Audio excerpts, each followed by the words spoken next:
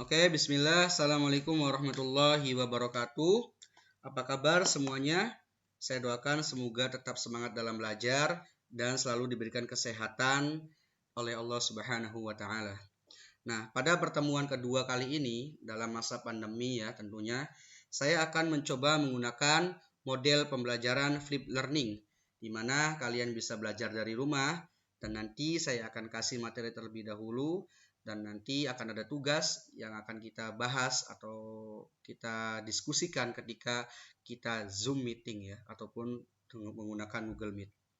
Langsung saja kita mulai pembelajaran kali ini dengan bersama-sama membaca Al-Basmalah. Bismillahirrahmanirrahim.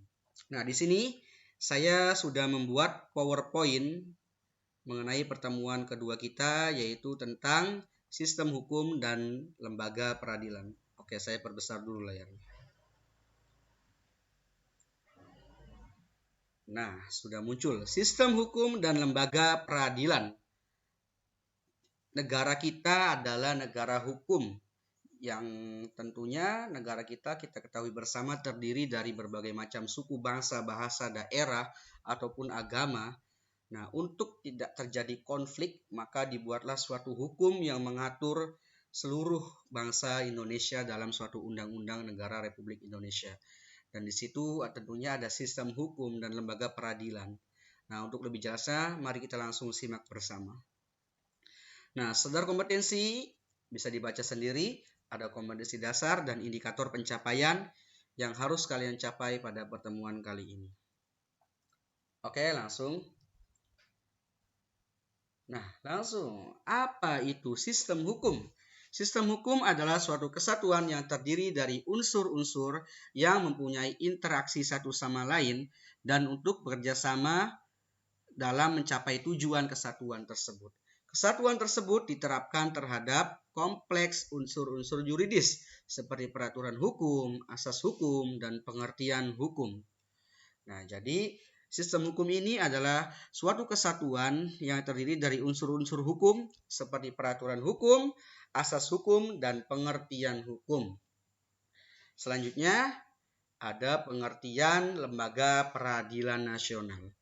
Nah, peradilan nasional adalah segala sesuatu mengenai perkara pengadilan yang bersifat kebangsaan atau segala sesuatu mengenai perkara pengadilan yang meliputi suatu bangsa, dalam hal ini adalah bangsa Indonesia. Nah, di situ sudah ada contoh gambar dari pengadilan nasional kita.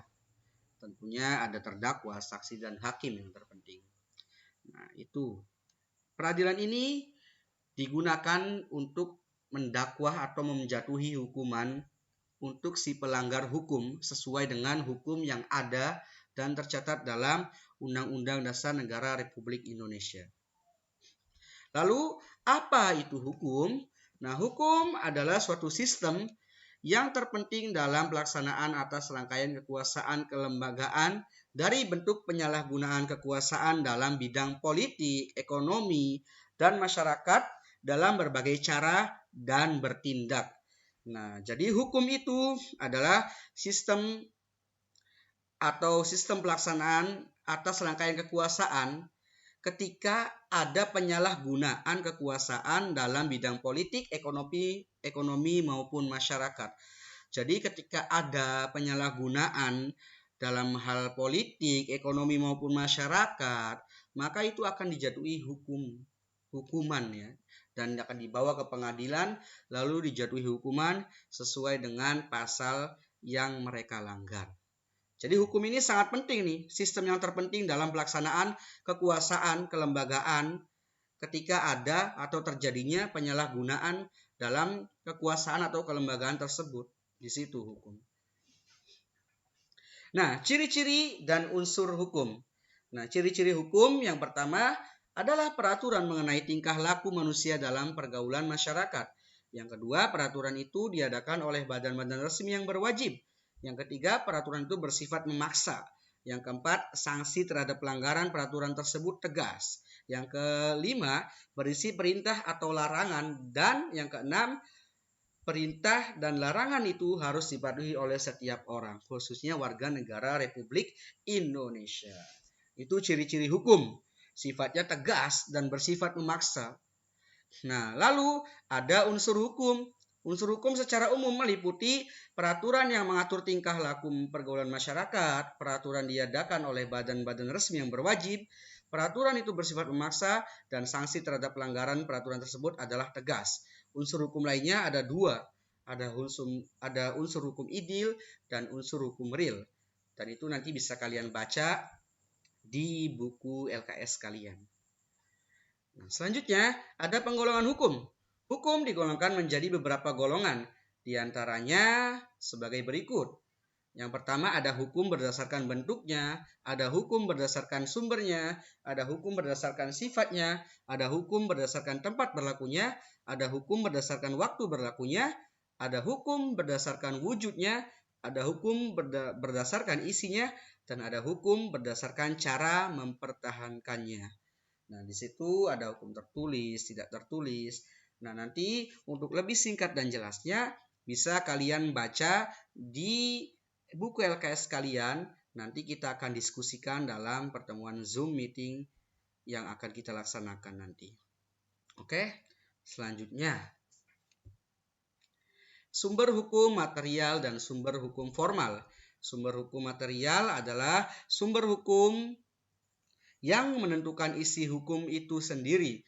Contohnya, hukum material adalah nilai agama, kesusilaan, kehendak Tuhan, akal budi, bangsa, hubungan sosial, kekuatan politik, dan keadaan geografi. Jadi hukum material ini adalah sumber hukum yang menentukan isi hukum itu sendiri, tidak ditetapkan oleh formal atau lembaga ya. Nah, selanjutnya ada hukum formal. Hukum formal merupakan ketentuan-ketentuan, maaf saya salah pencet ini. Oke, sebelumnya. Hukum formal merupakan ketentuan-ketentuan hukum yang telah memiliki bentuk formal. Contoh sumber hukum formal antara lain undang-undang, jurisprudensi, kebiasaan, traktat, dan doktrin. Nah, kalau hukum material ini biasanya tidak formal, misalkan hukum agama yang berlaku di suatu daerah, itu masuknya ke hukum material. Tetapi kalau formal itu jelas ada bentuknya, yaitu contohnya Undang-Undang Dasar 1945. Oke, selanjutnya. Apa itu tata hukum Indonesia? Tata hukum ialah semua peraturan-peraturan hukum yang diadakan atau diatur oleh negara atau bagiannya dan berlaku pada waktu itu seluruh masyarakat dalam negara itu. Jadi peraturan-peraturan hukum yang diatur oleh negara atau bagiannya atau daerah ya maksud di sini, dan berlaku pada waktu masyarakat berada dalam suatu daerah atau negara tersebut. Nah, jelasnya semua hukum yang berlaku bagi suatu masyarakat pada waktu dalam suatu tempat tertentu. Oleh karena itu, ada sarjana yang mempersamakan tata hukum dengan hukum positif atau ius constitutum.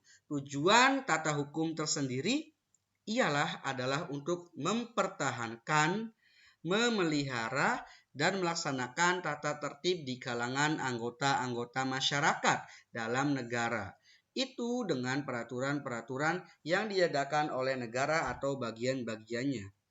Jadi, tujuan tata hukum tersendiri yaitu untuk memelihara atau melaksanakan tata tertib bagi anggota-anggota masyarakat dalam suatu negara tersebut atau bagian tersebut.